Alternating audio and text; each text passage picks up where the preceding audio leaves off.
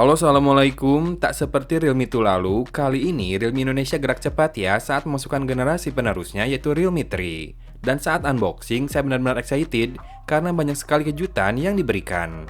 Pertama tentu saja dari tampilan luar, perubahan brand color dan juga logo Realme nampak mulai efektif di ponsel ini.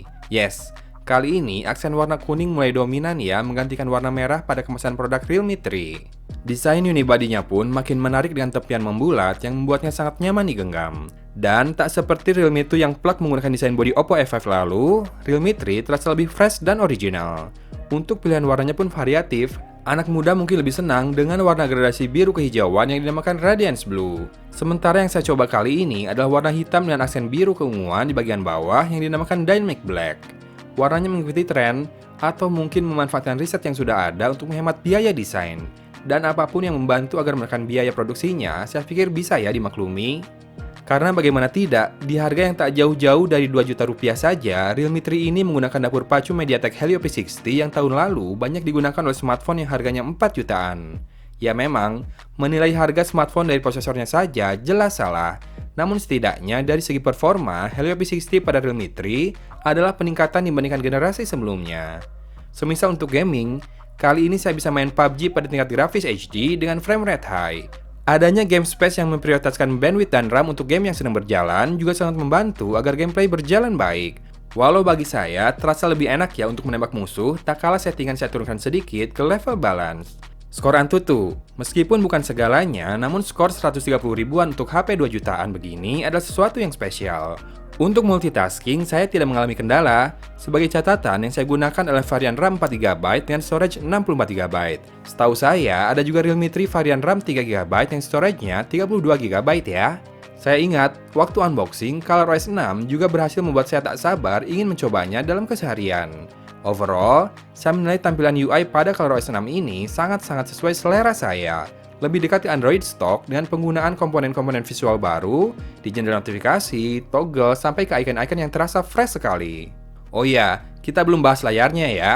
Realme 3 hadir dengan layar 6,2 inci beresolusi HD+, dan rasio 19:9. Kamera depannya disematkan dalam sebuah dewdrop notch mungil di atas layar. Jelas ya bahwa screen to body ratio-nya pun mengalami peningkatan. Sayang, tidak ada LED notification yang bisa ditempatkan oleh Realme di sisi depan ponsel ini. Reproduksi warna layarnya tergolong baik dan masih bisa digunakan di luar ruangan. Kerapatannya juga bagi saya cukup sekali. Dan resolusi HD+ ini akan membantu agar kinerja prosesor grafis tak terlalu berat. Dan juga konsumsi dayanya tetap hemat. Untuk perlindungan, layarnya konon sudah dilapisi Gorilla Glass ya, walau untuk versinya masih perlu dikonfirmasi. Realme 3 ini masih mengandalkan kapasitas baterai yang sama besar di 4230 mAh, yang dalam pemakaian saya yang cukup intens dengan berbagai task di sosial media bisa bertahan lebih dari 36 jam. Kalau banyak dipakai bermain game dan tak bertemu sinyal wifi, 14 jam masih kuat lah, alias dari pagi hingga malam bisa bertahan. Loudspeakernya cukup lantang, tidak sember, usable alias bekerja sesuai fungsinya. Untuk mendengarkan lagu masih oke, walau saya masih lebih suka memasangkan earphone saat mendengarkan playlist di Spotify.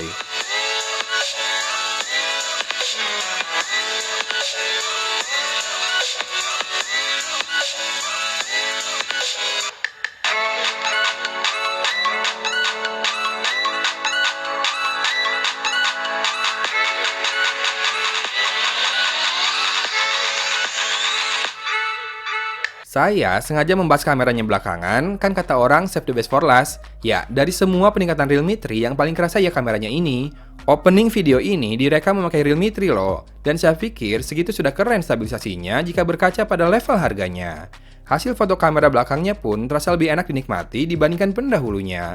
Termasuk adanya mode Nightscape yang membantu pengambilan gambar di kondisi low lights yang lebih baik, tanpa bantuan tripod loh. Plus, Realme 3 juga punya Chroma Boost yang meningkatkan kualitas gambar di low lights dengan bantuan AI. Penguncian fokus dapat dilakukan dengan cepat, mode portrait juga terlihat cukup rapi, pengambilan foto dalam mode panorama juga dapat dilakukan dengan cukup mudah. Untuk selfie dalam kondisi ideal juga bagus hasilnya. Sekarang, resolusi kamera depannya sama besar dengan kamera belakang di 13 megapiksel.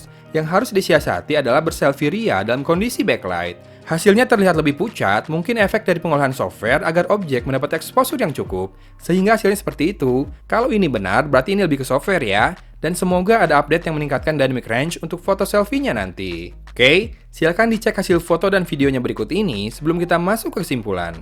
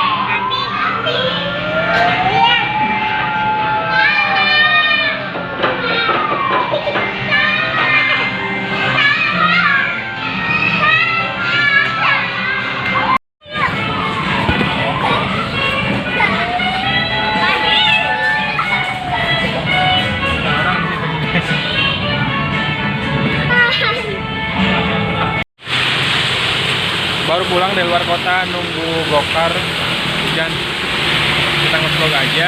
Ini kayak gini kalau hujan-hujanan sore-sore. Silahkan tes juga suaranya. Kedengeran nggak kalau hujan kayak gini mikrofonnya? Ini kamera depannya gimana ya? Udah pucat warnanya menurut saya. Tapi lumayan lah. Ini untuk handphone di bawah 2 jutaan ya.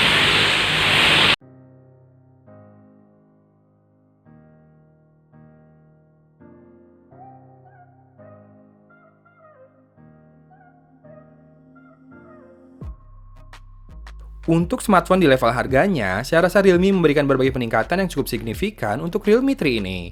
Performa meningkat banyak, kamera juga kental sekali makin bagus hasilnya. Fingerprint scanner dan face unlock-nya bekerja dengan cepat pula. Terus, desainnya juga saya suka, dan dibawa-bawa atau dimasukkan ke saku terasa enak. Jangan lupa ColorOS 6 yang sudah berbasis Android Pie juga adalah peningkatan lain yang Realme berikan. Dan ini adalah beberapa masukan yang bisa saya berikan untuk Realme 3 ini. Pertama adalah untuk pindah aplikasi dari recent apps. Kita harus mengangkat jari kita dulu, baru bisa menggeser card aplikasi yang muncul. Enaknya sih, dibikin bisa langsung geser aja kali ya sehabis swipe up dari tombol home. Kedua, ColorOS masih tak punya fitur untuk menampilkan total battery usage. Saat ini selalu dibagi ke dalam harian, yaitu hari H, H-1, dan H-2. Termasuk tidak adanya penghitung screen on time, ini penting loh buat bikin video review soalnya. Kalau buat pemakaian sehari-hari mungkin nggak masalah ya. Sisanya, paling back cover yang mudah meninggalkan bekas sidik jari dan minyak, serta tidak adanya fitur fast charging. Tapi dua hal terakhir ini bisa dimaklum deh, kalau ingat harganya ya. Dan juga sebetulnya pengisian dayanya cukup cepat, yaitu 2,5 jam dari 10% ke 100%. Ah, masih MediaTek?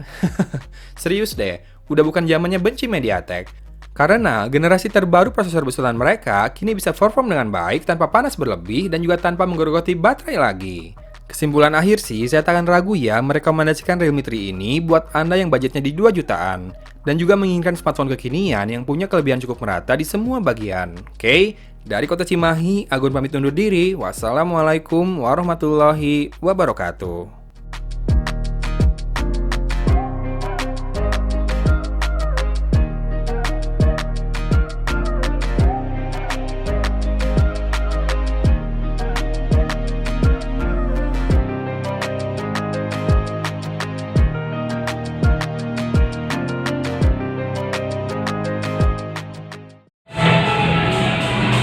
Ya gini lah kalau jadi bapak-bapak sambil kerja ambil mobil.